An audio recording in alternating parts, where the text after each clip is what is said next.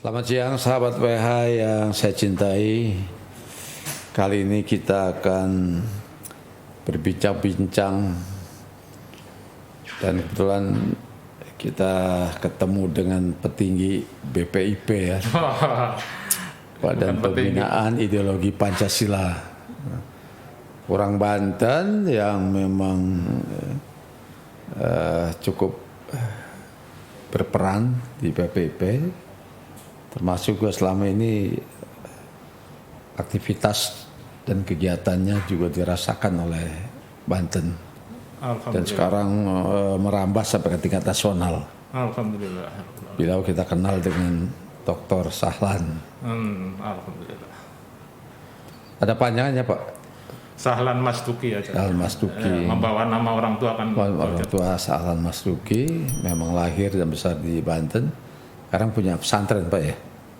Alhamdulillah melanjutkan orang tua ya. Jadi saya kira cukup dikenal lah. Sekarang menduduki salah satu jabatan cukup layak gitu, cukup tinggi di BPIP. Dan banyak masih pertanyaan masyarakat. Jadi masyarakat belum kenal betul apa sih itu BPIP gitu ya Pak. Iya. Dan ada juga yang apakah ini sama dengan BP7 zaman Soeharto dulu gitu ya? Iya. Loh, apa juga kerjaannya sih BPIP? Kalau dulu kan BP7 ada P4 ya, ada penataran Pancasila. Dan sekarang apa yang dikerjakan oleh BPIP? Dan banyak lagi Pak. Siap. Dan silakan Bapak bercerita tentang BPIP sampai masyarakat puas, paham dan tahu seperti apa BPIP.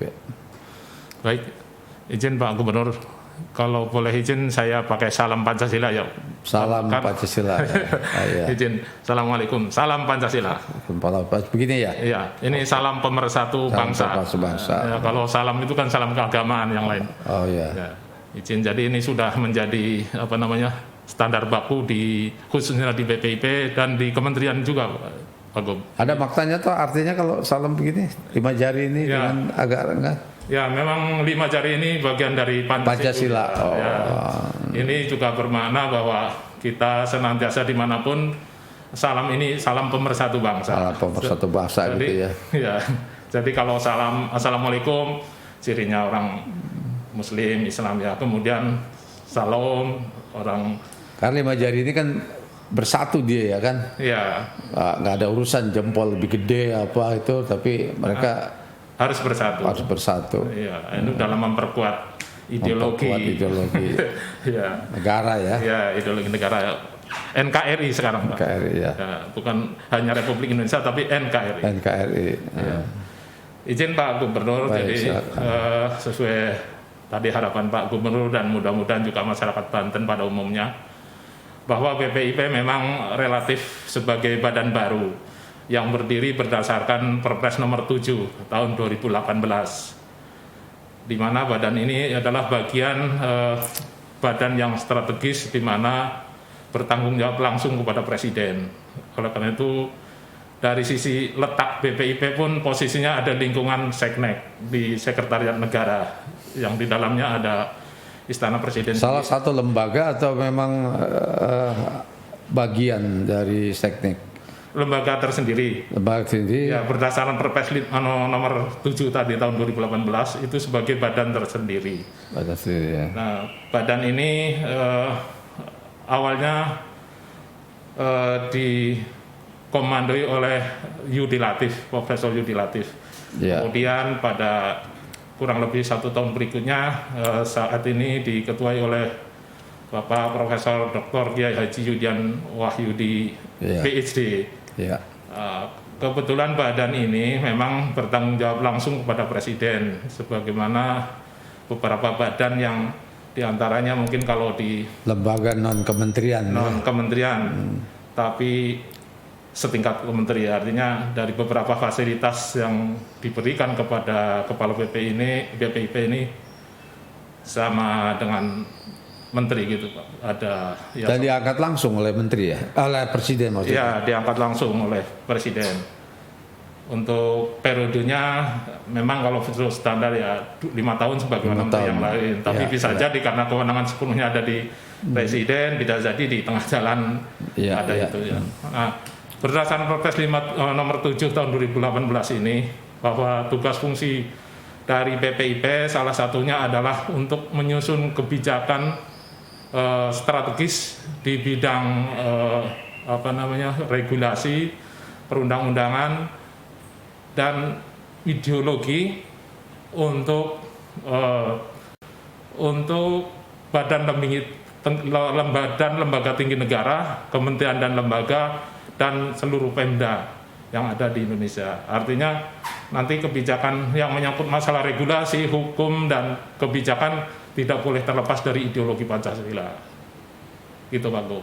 Nah, kemudian di BPIP sendiri akhirnya sebagai tindak lanjut dari Perpres nomor 7 2018 telah menerbitkan beberapa perban atau peraturan kepala badan. Di antaranya Perban nomor 2 tahun 2020 di antaranya mengatur tentang tata cara membina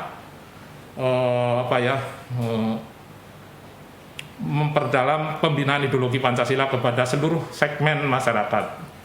Segmen masyarakat. Ya, segmen masyarakat itu diantaranya Pak Gub, itu yang tertera dalam Perban maupun Perpres itu diantaranya adalah segmen pertama itu menyangkut ASN, TNI, Polri, dan seluruh aparat pemerintah. Sebelum BPIP bukan ada juga waktu itu satuan apa ya? Yang pertama dibentuk oleh Pak Jokowi juga ya? Ya, itu waktu itu masih eselon 1. Eselon 1. Sekarang setingkat menteri. Setingkat menteri. Hubungannya dengan lembaga atau lembaga kementerian apa kira-kira? Ya, tadi sesuai dengan amanat Perpres nomor 7 2018 bahwa BPIP ini harus membuat semacam regulasi arah kebijakan bagaimana agar lembaga tinggi negara, kementerian dan lembaga, kemudian pemerintah daerah dalam mengatur sistem pemerintahan dan kementeriannya itu jangan terlepas dari ideologi Pancasila. Ideologi Pancasila ya. Ya. Kontribusi ke Pak Presiden selama ini dalam rangka kebijakan negara, misalnya kebijakan pemerintah, memberikan kontribusi apa kira-kira? Untuk yang selama ini yang terbaru terutama Pak Gubernur ini BPIP sudah dipanggil oleh Bapak Presiden, kalau tidak salah pas hari tanggal 1 Juni, hari kelahiran Pancasila. Itu salah satunya diantaranya untuk menyusun buku ajar untuk pendidikan pembinaan ideologi Pancasila, mulai dari pendidikan PAUD, dasar sampai perguruan tinggi. Dan ini sudah, alhamdulillah sudah selesai dalam tempo kurang lebih 3 bulan sampai 4 bulan terakhir ini sudah diserahkan kepada Bapak Presiden. Dan buku ini sekarang untuk dikirim ke beberapa lembaga tinggi negara, kementerian terkait, diantaranya Kemendikbud, Kemenak, dan beberapa Pemda untuk mendapatkan masukan. Kita mungkin dalam sebulan 2 bulan ini sampai akhir tahun mungkin setelah ada mendapat masukan nanti dibuat jika ada perubahan, ada perbaikan masukan dari lembaga tinggi negara, kementerian dan Kementerian Dalam Negeri mungkin akan disempurnakan gitu. Tapi diharapkan pada semester depan ini dapat masuk di kurikulum pendidikan semua jenjang tadi, Pak Gub. Di semua jenjang pendidikan. Kita dulu pernah ingat Pak, mungkin Pak Kiai juga ingat juga ya bahwa kita dulu dapat pelajaran ya tentang Pancasila, pendidikan moral Pancasila. Setelah itu kan dihapus ya. Ya. Ada kemungkinan untuk dihidupkan kembali mata pelajaran itu. Insya Allah begini Pak Gub. Jadi ini kemarin kita sudah melakukan rapat antar kementerian, PAK, panitia antar kementerian yang diinisiasi oleh BPIP, tapi sebagai pemrakarsa Kemenkumham, karena beliau yang memiliki otoritas tentang untuk kepastian hukum dan dasar hukum nanti apabila ini hasil rapat antar kementerian itu disepakati. Tapi sudah 4 kali, saya 2 kali ikut, bahwa di dalamnya itu membahas tentang bagaimana semua pendidikan ideologi Pancasila itu di semua jenjang nanti ada legitimasi hukumnya. Nah, itu awalnya didiskusikan pada rapat pertama dan kedua itu untuk lahir perpres baru sebagai dasar hukum. Tapi pada rapat kedua, ketiga, pada akhirnya karena kami kan melibatkan stakeholder yang terkait di dalamnya, ada Kemendikbud, Kemenak, ada Kumham, Menko PMK yang memimpin rapat atas permintaan dari Kemenkumham dan BPIP, karena Kemenko PMK kan yang mengkoordinasikan, ada Kemendikbud, Kemenak di dalamnya yang paling memiliki pendidikan yang paling banyak, Pak. Dan sebagai tusinya memang koordinasinya apa yang dibicarakan pada waktu pertemuan itu? Pada rapat ketiga itu Pak Gub, bahwa draft yang sudah dibuat oleh kami BPIP dan Kumham serta beberapa kementerian yang terkait itu ingin mencantumkan bunyi secara tegas bahwa Perpres itu mewajibkan adanya kurikulum pembinaan ideologi Pancasila semua jenjang tadi. Tapi Kemendikbud selaku otoritas pemilik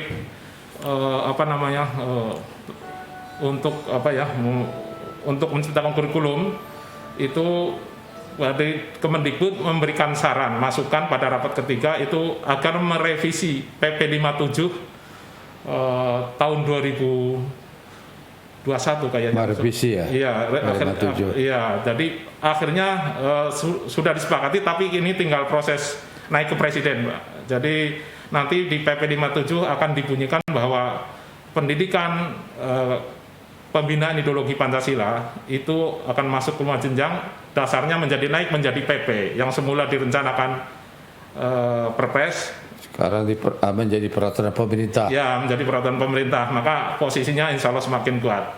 Kemudian yang berikutnya juga ini saya bocorin aja ke Pak Gub, karena Pak Gub kan memiliki wilayah yang sebagai pejabat tinggi di mewakili presiden di daerah, khususnya di Banten, untuk mohon doanya Pak Gub untuk rencana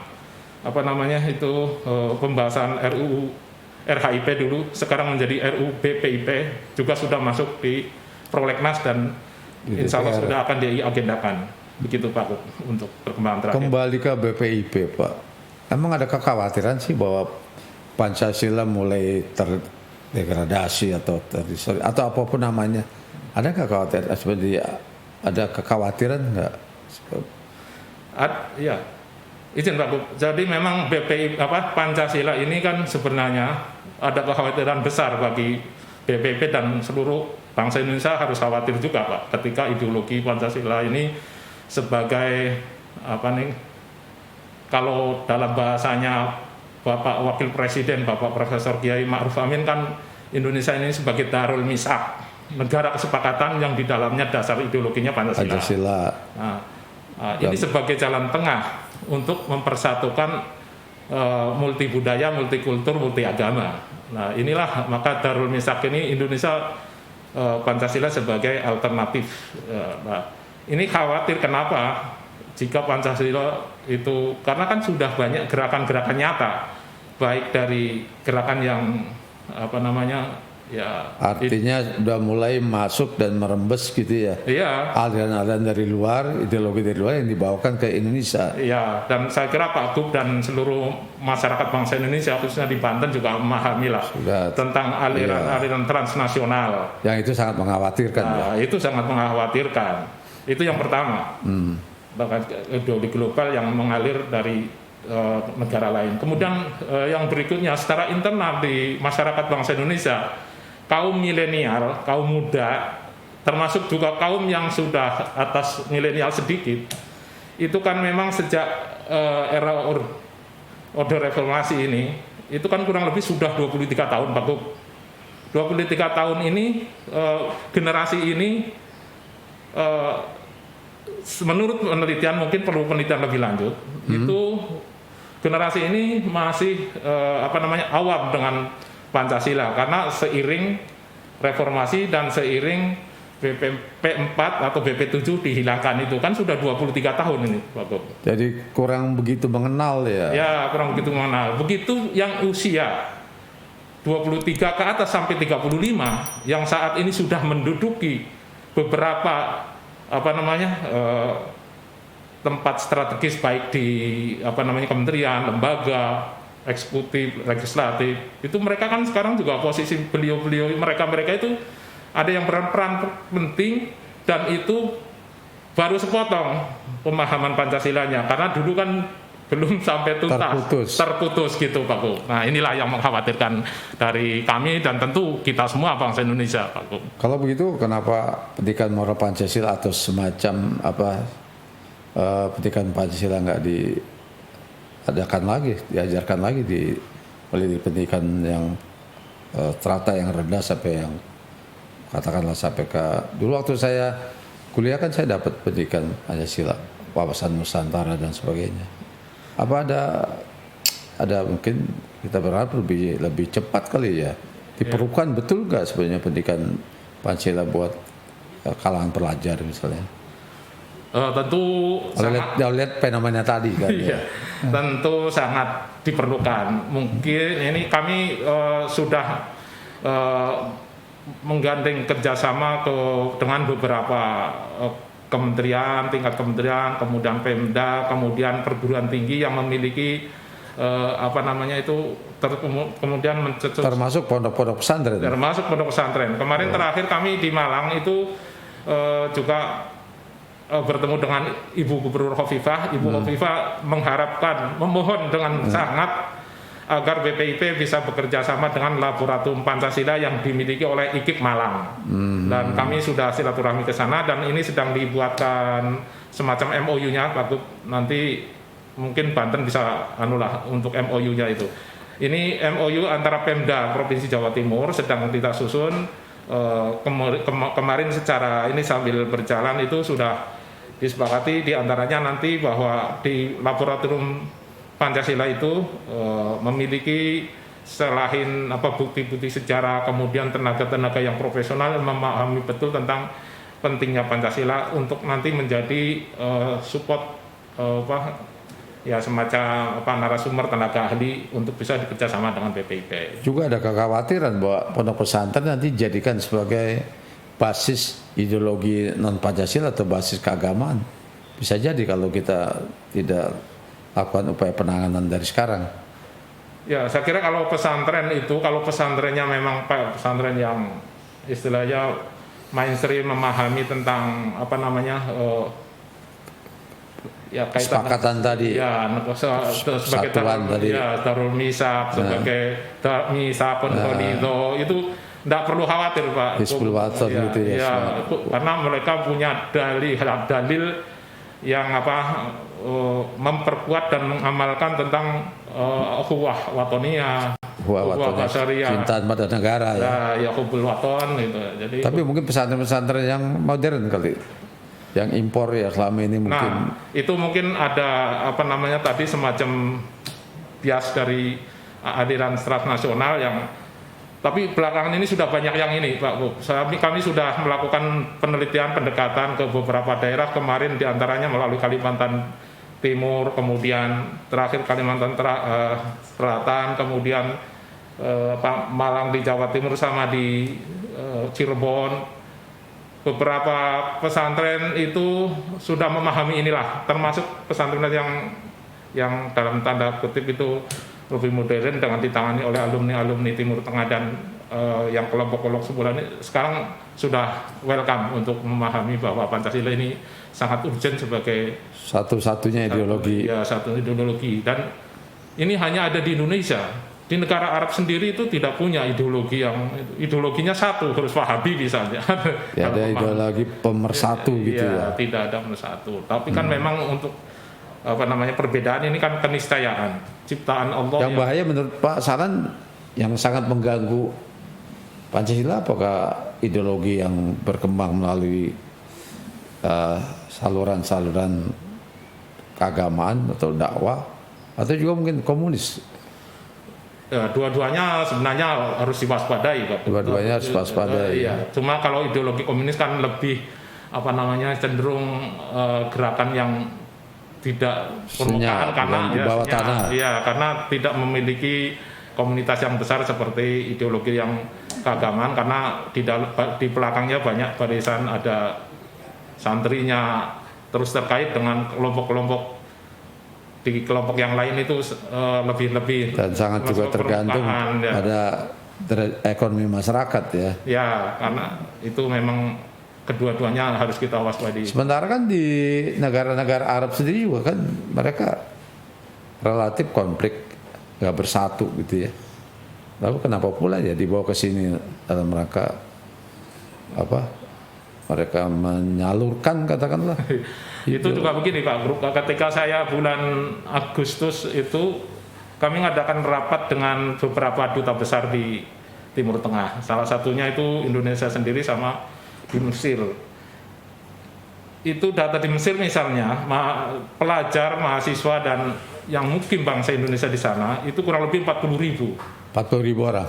40.000 orang. Itu terdiri dari unsur pelajar kurang lebih 12.000. Yang mahasiswa sama yang terpelajar yang termasuk punya jabatan tertentu, punya modal tertentu, usaha tertentu di sana itu sekitar 25 juta. Kemudian yang sisanya itu mukim yang ada yang keturunan Arab, ada yang ini dan lain-lain. Tapi dari sekian unsur ini yang ternyata kalau diteliti lebih lanjut Pak Gub, itu rata-rata orang yang pelajar dan mahasiswa, tapi ketika berangkat ke Timur Tengah, Mesir, Saudi dan seterusnya, itu mereka melalui proses yang non prosedural kira-kira lah. Artinya yang berangkat secara terjun bebas, Tidak selektif ya. Selektif mungkin karena merasa punya saudara di sana, punya teman di sana, tidak melalui rekomendasi pemerintah. Dalam hal ini Kementerian Agama gitu Pak. Apa hubungannya dengan ideologi mereka sana? Artinya mereka yang tidak terseleksi dengan baik lalu menjadi ikutan atau ikut dengan ideologi di sana. Jadi begini Bu, kalau yang melalui rekomendasi resmi pemerintah dalam hal ini Kementerian Agama, mereka kan ada semacam perjanjian Pak Bu. Perjanjian. Iya, perjanjian bahwa misalnya beasiswa dari Kementerian Agama. Mereka itu dalam perjanjian itu selesai akan kembali mengabdi dan di dalamnya akan tetap menjunjung tinggi ideologi Pancasila, Undang-Undang Dasar 45. Artinya masih kental Pancasilanya. Iya, gitu. Sementara yang tidak seleksi yang melalui jalur bebas gitu. Iya kan nggak terkontrol juga oleh kita Pak. Tidak kontrol. Iya, mereka kan merasa bebas juga karena tidak diawasi mungkin atau tidak. Artinya mereka yang tidak terkontrol tadi, tidak seleksi, kita agak ragu juga dong ideologi Pancasilanya gitu. Ya, artinya begini, yang mungkin ya tadi masuk generasi yang tadi yang saya katakan masih kosong Pancasila atau ada yang terpotong tadi, bisa jadi di sana hilang sama sekali gitu. Karena mereka lebih kental bergaul dengan terkontaminasi dengan bangsa-bangsa lain, dan itu kan nanti akhirnya dia dalam belajar mengaji studi di sana kan dia mengkaji lebih kepada dalil-dalil yang saat dia pulang itu dibawa ideologi itu kemungkinan. Nah, itu kemungkinan besar terjadi begitu dan itu penelitiannya begitu. Penelitiannya begitu menurut laporan kemarin saya juga sempat ngobrol dengan Pak Dirdiktis kemarin yang soan ke Pak Gubernur itu Pak Suyitno. Itu beliau baru melakukan penelitian akhirnya banyak beberapa mahasiswa yang akhirnya juga diputus karena memang melalui penelitian tapi masih ke bawah juga itu diputus. BPIP apa anunya programnya terhadap mereka yang nggak sempat seleksi lalu mereka bawa pulang ideologi luar untuk dibawa ke sini, apa sikapnya BPIP? Nah, BPIP kemarin 3 bulan terakhir karena memang kan di era Covid ini kita dibatasi tidak bisa melakukan pembinaan ideologi langsung ke luar negeri kayak gitu ke beberapa ini ya Pak Gub. Jadi akhirnya kami melakukan pembinaan para dubes melalui konsulat dan beberapa aparat Kementerian Luar Negeri. Ada konjen, ada istilahnya apa ya kalau artinya kemarin pada saat terakhir termasuk 33 dubes yang baru dilantik kemarin hari Kamis yang lalu sudah kami lakukan pembinaan ideologi secara khusus kami dari PPIP. Atau semacam penataran secara khusus nanti. Ya, nanti selanjutnya setelah Dubes ini kami sebenarnya sudah di tahun 2022 ini sudah programkan salah satunya selain di dalam negeri untuk 3T untuk daerah perbatasan, kemudian juga kita merambah ke luar negeri yang beberapa negara yang banyak sekali pelajar maupun itu tenaga luar negeri rumah tangga gitu yang sana ya, seperti Korea, Jepang. Ya, mereka kerja di sana. Ya, kita sudah dengan dubes-dubesnya sudah kami beritahu bahwa tahun depan insya Allah kita akan melakukan ini di beberapa negara sudah welcome untuk para dubes. Demikian Pak Kop. Jadi khawatiran itu ada sih ya. Oh iya. Itu ada. Lalu dengan para dai sendiri gimana? Katakanlah para penceramah kita dulu kan kita dengar mau ditertibkan. Oh iya. Seperti apa sih? Begini Pak Kop, kalau kaitan itu mungkin nanti substansi yang lebih paham memang dari Kementerian Agama. Tapi kami dengan Kementerian Agama kan sudah melakukan MOU juga Pak Kop. Sudah 3 tahun berjalan. Salah satu ide memang dulu ada dai itu juga karena kita ada kerjasama dengan BPIP gitu ya, agar jangan ada penceramah dai yang melanggar dari ideologi Pancasila itu. Tapi karena mungkin momentumnya saat itu belum tepat sehingga ya pas banyak isu-isu yang akhirnya dikaitkan kan gitu ya, sehingga itu menjadi seolah-olah kontradiktif. Padahal hakikatnya betul. Karena apapun profesinya, kalau menurut ketentuan standarisasi nasional keahlian dan itu kan harus ada sertifikatnya, ada guru saja ada sertifikatnya kan sudah lama Pak. Sudah lama. Ya, kan guru-guru ini sudah lama mendapat sertifikasi guru.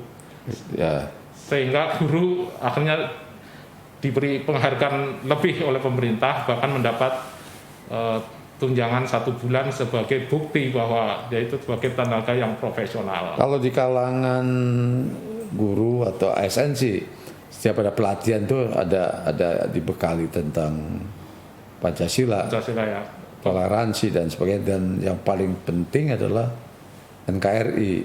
Jadi semangat itu ada. Ya, semangat itu ada. Kalau di kalangan pelajar, kembali lagi pada generasi muda dan pelajar, kira-kira langkah yang efektif seperti apa sih? Apakah memang bikin, dulu kan ada penataan P4 tuh ya? Ya, izin sekarang masih bisa lagi kan? Izin Pak, kami itu sudah sedang melakukan inventarisasi dengan para pejabat yang dulu berperan di PP7. Jadi metode-metode dulu yang memang seperti bidangologi yang dilakukan untuk mahasiswa baru umpamanya 50 jam, terus kemudian untuk pejabat itu 100 jam, dan itu sepertinya akan kita lakukan lagi, cuma metode pendekatannya mungkin lebih kekinian, lebih gitu temporer, lebih berbasis IT, kira-kira begitu. Artinya biar bisa terjangkau dalam tempo singkat, kemudian juga bisa semua segmen. Posisi digital gitu ya. Ya, berbasis digital. Berbasis digital. Jadi tidak indoktrinasi lagi. Ya, itu rumusannya sudah masuk ke BPIP, nanti di Deputi 1 pengkajian materi sedang dilakukan pengkajian. Ya, nanti di Deputi 1 Pak. Kemudian kalau saya kan memang kebetulan di Deputi 4, Deputi pendidikan, bidang pendidikan dan pelatihan Pancasila.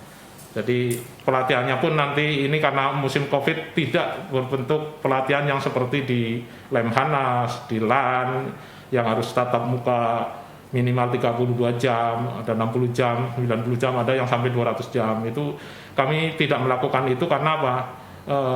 Ini terkungkung dengan pola yang kaku. Nah, ini revisi Perban nomor 2 tahun 2020 sedang kami lakukan agar tadi kembali bahwa pembinaan ideologi Pancasila atau PIP itu di PPIP sudah sudah familiar istilah PIP. Kalau PIP di Dikbud kan program Indonesia Pintar. Kalau di kami itu pembinaan ideologi Pancasila. Itu ya PIP ini. Jadi PIP ini sudah dilakukan era Covid ini. Kita lakukan dengan sistem yang lebih fleksibel lah, bisa dilakukan dengan daring, dilakukan dengan semua segmen yang karena surat-surat yang masuk kepada kami sangat banyak juga Pak Gub. Kami kewalahan untuk melakukan pemindahan ideologi pada segmen-segmen masyarakat karena Banyak permintaan ya. ya banyak sekali Pak Gub. Boleh tahu dari kelompok masyarakat mana sih? Yang banyak itu dari kelompok-kelompok misalnya itu Pendidikan. bukan ada pemuda, misalnya ada pemuda yang mengaku pemuda Pancasila, ada kelompok-kelompok suku organisasi kemasyarakatan ya. Oh. Nah, itu karena memang tadi selain lembaga tinggi negara, kementerian lembaga itu Pemda, kemudian ada kelompok masyarakat lainnya. Nah, itu kan 270 juta lebih kan banyak sekali, Pak. 270 juta lebih. Iya, itu luar biasa PPIP. Tapi yang paling tidak kita senang karena mereka minta ya. Ya, mereka mengundang kita gitu ya. Ya, kami juga akhirnya selektif karena kadang-kadang begini Pak, karena kelompok yang kadang-kadang kita belum tahu persis Iya. latar belakangnya, tahu suruh datang audien gitu, minta datang itu banyak sekali dari berbagai daerah. Rata-rata dari Aceh, dari mana gitu. Luar biasa itu sangat kewalahan kami menangani. Berarti harus massal dan masif. Nah, ini memang kita untuk menuju massal dan masif itu yaitu tadi melalui metode yang kekinian, temporer dan berbasis IT gitu. Ideologi kan memang sifatnya harus doktrinal ya, harus didoktrin gitu ya. Iya. Supaya lebih mantap kan harus begitu. Iya. Terus kemudian ini Pak, milenial yang secara tegas oleh Presiden untuk dibina yang terakhir ini berdasarkan Perpres nomor 13 tahun 2021 itu bahwa pembinaan ideologi Pancasila untuk pemuda Paskibra dan Purna Paskibra. Jadi Paskibra yang tahun ini kan kemarin Pak Gub sudah mengirim anggota kami bebani dan kami kemarin melakukan itu yang Paskibra yang tahun 2021 dan Purna Paskibra yang tahun sebelum 21 sebanyak kurang lebih 12.000 anggota itu kami sudah lakukan itu Pak. Penataran itu maksud sama dengan penataran atau? Ya karena ini situasi COVID kami tetap lakukan semacam penyegaran pembinaan saja. Ya karena Purna Paskibra ternyata sudah begitu banyak menyebar, ada yang menjadi pejabat tinggi DPR, ada yang termasuk kan juga punya alumni. Nah itu anggotanya DPPI ya. Ada target, misalnya dalam secara kuantitatif ada target berapa yang harus dicapai setiap tahun? Oh ya, kebetulan di Deputian kami itu setiap tahun menurut Renstra kami itu setidaknya kita harus selain bentuk dokumen kita harus paling tidak punya sasaran untuk setiap tribulan ya Mas, itu tercapai 100.000 itu yang berbentuk penataran. Tapi kalau yang bentuk pembinaan dan kan bisa lebih cepat, bisa lebih luas ya. Dan kami sudah kerjasama dengan Kominfo di Pusdatin kami itu sudah bisa melakukan link Zoom yang bisa menjangkau ribuan peserta gitu. Dengan buat sistem atau jaringan. Ya, makanya itu metode yang berbasis IT itu tadi. Juga mungkin lewat media-media sosial atau apa gitu. Ya, media sosial juga mungkin kalau Pak Gub buka PPIP ini 2 minggu terakhir luar biasa berita-berita di webnya itu. Bisa diakses ya, oleh semua orang. Diakses oleh semua orang. Itu melalui Facebook, melalui YouTube, melalui Instagram dan medsos yang lain semua ini. Baik Pak Sahlan, yang terakhir sinergisitas dengan daerah seperti apa sih? Izin Pak Gub? Sinergisitas dengan daerah seperti apa? Ya Pak Gub, ini kebetulan memang insya Allah nanti tanggal 9 kita mengagendakan untuk bertemu dengan Bapak Jenderal Menteri Dalam Negeri Pak Tito izin. Insya Allah kita dari PPIP dan Kementerian Dalam Negeri sendiri kami sudah melalui sekjen masing-masing dan sestama PPIP kemarin sudah mengagendakan rapat untuk dilakukan pertemuan kembali karena kami juga ke daerah-daerah itu kami akan agak kesulitan koordinasi dengan Pemda daerah. Sebenarnya di sana ada namanya Badan Kesbangpol kan Pak. Di sana itu ada kabit ideologi ya Pak. Nah itu masuknya nanti lewat sana sementara. Kalau kemungkinan nanti undang-undangnya disahkan mungkin kita ada BPIP di daerah gitu. Tapi untuk sementara kita melakukan ke daerah itu nanti dengan Bapak Gubernur dan Bupati Wali Kota, nanti kita akan ada rencana nanti tanggal 9 kita akan adakan pertemuan dan itu sudah ada MOU Pak. Sudah ada MOU. Sudah MOU, tapi MOU ini sepertinya belum tersosialisasi ke daerah. Nah, sasaran kami nanti paling tidak tersosialisasi segera ke daerah-daerah. Apa perlu nanti bikin kantor atau perwakilan BPIP di provinsi gitu? Ada rencana? Untuk ke depan jika undang-undangnya sudah mungkin bisa Pak. Jadi tadi jika Mungkin ada semacam perwakilan atau gitu ya? Ya. Supaya koordinasi lebih baik lagi. Ya, iya betul. Jadi ada badan tersendiri di daerah gitu. Baik pemirsa, kita barusan bincang-bincang dengan Dr. Haji Dr. Sahlan Mastuki tentang BPIP dan tentunya Pancasila merupakan harga mati ya buat ideologi Pancasila, harga mati buat bangsa ini, buat rakyat ini. Jadi kita tetap harus berkhidmat pada negara dalam kerangka negara kesatuan Republik Indonesia. Dan tentunya dengan semangat toleransi kita bisa bersatu karena ini merupakan kesepakatan yang oleh para founding father dulu sudah disepakatan untuk terbentuknya negara. Terima kasih Pak Sahlan. Terima kasih. Mohon maaf Pak Gub, ini kami tidak ada persiapan yang ini, jadi mohon maaf ini Pak Gub pada hal yang kurang berkenan. Iya, terima kasih banyak. Assalamualaikum warahmatullahi wabarakatuh. Waalaikumsalam warahmatullahi wabarakatuh. Salam Pancasila. Salam Pancasila. Alhamdulillah.